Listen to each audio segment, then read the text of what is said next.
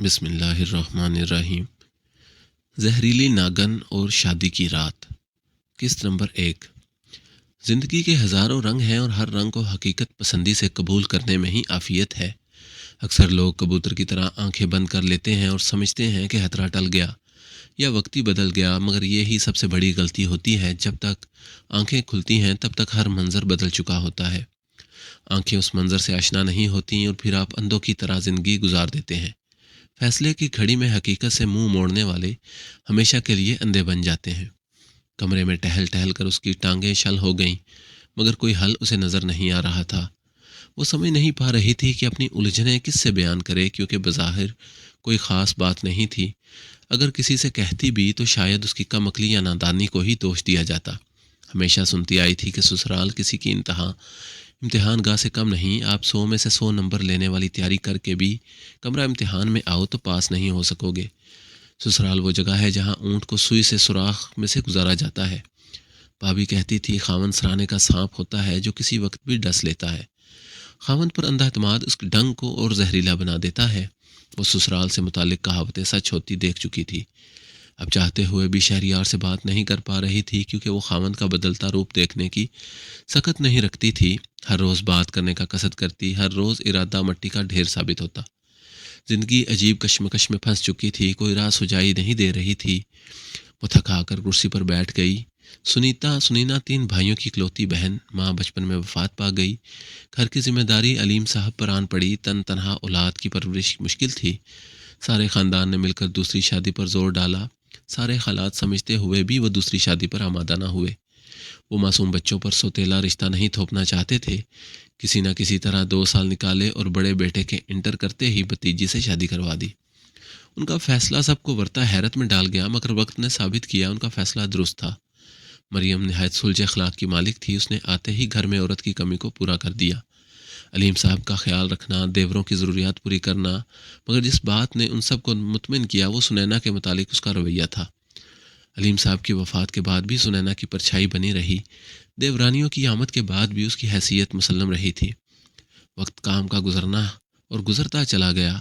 وہ کالج میں پہنچ گئی، بھائیوں کے بچے اسکول جانے لگے، مگر جو درخت علیم صاحب لگا گئے تھے اس کی گھنی چھاؤں اتنے عرصے گزرنے کے بعد بھی قائم تھی۔ اس کی شادی کا وقت آیا تو مریم نے وہ کچھ کیا کہ دیکھنے والے دم بخود رہ گئے۔ وہ بھابھی کم اور ماں زیادہ لگتی تھی۔ رشتہ مہم شروع ہوئی تو بہتر سے بہترین کا انتخاب کیا گیا۔ مریم نے سنینا کو صرف پیار نہیں دیا بلکہ تربیت بھی کی تھی۔ وہ ہر سبق جو ماں اپنی بیٹی کو دیتی تھی وہ اس نے اسے پڑھایا تھا۔ سسرال رخصت کرتے ہوئے وہ یوں روئی جیسے جگر کا ٹکڑا نکال کر دیا ہو۔ پیار اور لاڈ میں پلی سنینا سسرال میں گھبرا رہی تھی۔ مریم کی لاڈلی ہر ہنر میں طاق سہی، مگر سسرال کے اسباق نہیں پڑھ پا رہی تھی۔ جب بھی شہریار سے بات کرنے کا سوچتی تب نئے وسوسے دل میں ڈیرا ڈال لیتے تھے۔ اتنے دن کی سوچ بچار سے کچھ حاصل نہیں ہوا۔ اب اس کا صرف ایک ہی حل تھا، وہ مریم کی گود تھی۔ اسے خیال کو عملی جامہ پہنانے وہ عشاء کے بعد ساس کے کمرے میں چلی آئی۔ آؤ بیٹی وہاں کیوں کھڑی ہو؟ اسے دروازے کے پاس کھڑے دیکھ کر وہ اٹھ بیٹھی اور بیڈ پر اپنے ساتھ اس کو بیٹھنے کے لیے جگہ بنانے لگیں۔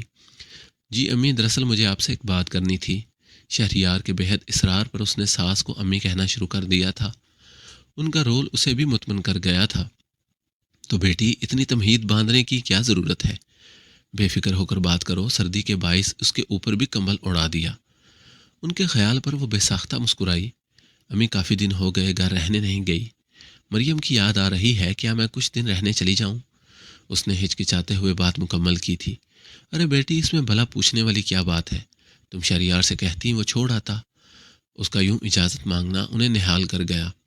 نہیں امی، مریم کہتی ہیں بڑوں سے اجازت لیتے ہیں، آگاہ نہیں کرتے۔ اس نے مریم کے کہے الفاظ دہرا دیے۔ ماشاء اللہ، اللہ ایسی بہو سب کو دے۔ یقین کرو تمہاری لاکھ موہنی صورت تھی، مگر مجھے تو مریم کی صلاحیتوں نے باندھ لیا، اور اسی لیے میں نے تمہارے میکے کا در پکڑ لیا کہ جس کے زیر سایہ تمہاری تربیت ہوئی اس کی فہم و فراست کا تو سارا زمانہ قائل ہے۔ وہ بھی مریم کی تعریفیں شروع کر چکی تھیں اور سنینا کا چہرہ کھل اٹھا۔ پر بیٹی، مجھے یہ بات سمجھ میں آتی کہ تم مریم کا نام کیوں لیتی ہو؟ وہ تم سے کئی سال بڑی ہے، ماں کی طرح پالا ہے، ایسے نام سے مخاطب کرنا اچھا نہیں لگتا۔ ہر کسی کی طرح انہوں نے بھی وہی سوال کیا۔ امی، مجھے شروع سے مریم کہنے کی عادت ہے، میں خود نہیں سمجھ پاتی کہ میں ایسا کیوں کرتی ہوں، حالانکہ باقیوں کو بھابھی ہی کہتی ہوں۔ پھر میرے سوال کا جواب مل گیا۔ میری ماں، بھابھی، دوست اور دنیا کا ہر رشتہ ان کے وجود سے منسوب ہے۔ میں ان کو ہر رشتے کے حوالے سے مخاطب نہیں کر سکتی، اس لیے صرف مریم کہتی ہوں۔ اس نے تفصیل سے ساس کو جواب دیا اور شہریار سے بات کرنے کے لیے کمرے میں واپس آ گئی۔ شہریار اتنا پھیلاوا کیوں پھیلایا ہوا ہے؟ پتہ نہیں آپ کے وہ دور طریقے کدھر گئے جس کی دھوم پہلے دن سے ہر بندے کے منہ سے سن رہی ہوں۔ اس نے کوفت بھری نظروں سے شہریار کو دیکھا۔ شہریار الماری میں سر دیے کھڑا تھا اور کپڑوں کا ڈھیر بیڈ پر بکھرا تھا۔ مرد جتنا بھی سگڑ ہو بیوی کے ملنے کے بعد بگڑ جاتا ہے، اس لیے تم میرے طور طریقوں کی کہانیاں بھول جاؤ۔ مجھے اچھا لگتا ہے جب تم میری پھیلائی ہوئی چیزیں سمیٹتی ہو۔ شہریار شرارتی نظروں سے اسے دیکھ رہا تھا۔ تو اپنے شوق سے پرہیز کریں ورنہ میرے بعد آپ کو مشکل ہوگی۔ اس کی مطلوبہ شرٹ نکال کر باقی کپڑے دوبارہ نہ کرتے ہوئے اس نے کہا، کیا مطلب تمہارے بات؟ تم کدھر جا رہی ہو؟ اس کی بات سے وہ چونکا تھا۔ یہی بتانے آ رہی تھی مگر آپ کا پھیلاوا دے کر بھول گئی۔ میں اداس ہو رہی ہوں تو سوچا گھر رہ آتی ہوں۔ ابھی امی سے اجازت لے کر آئی ہوں اور اب آپ صبح جاتے ہوئے مجھے گھر چھوڑتے جائیے گا۔ باتوں کے دوران سارے کپڑے سمٹ گئے اور کھلتے چہرے کے ساتھ شہریار کو صبح کا پلان بتانے لگی۔ تمہاری شادی مجھ سے ہوئی ہے یا امی سے؟ اس نے اچانک سنینا سے سوال کیا۔ کیا مطلب؟ اس کے سوال پر وہ مدھم سا مسکرا دی۔ میں مذاق نہیں کر رہا۔ تم میری بیوی ہو، مجھ سے اجازت لینی چاہیے، مگر یہاں الٹا حساب ہے۔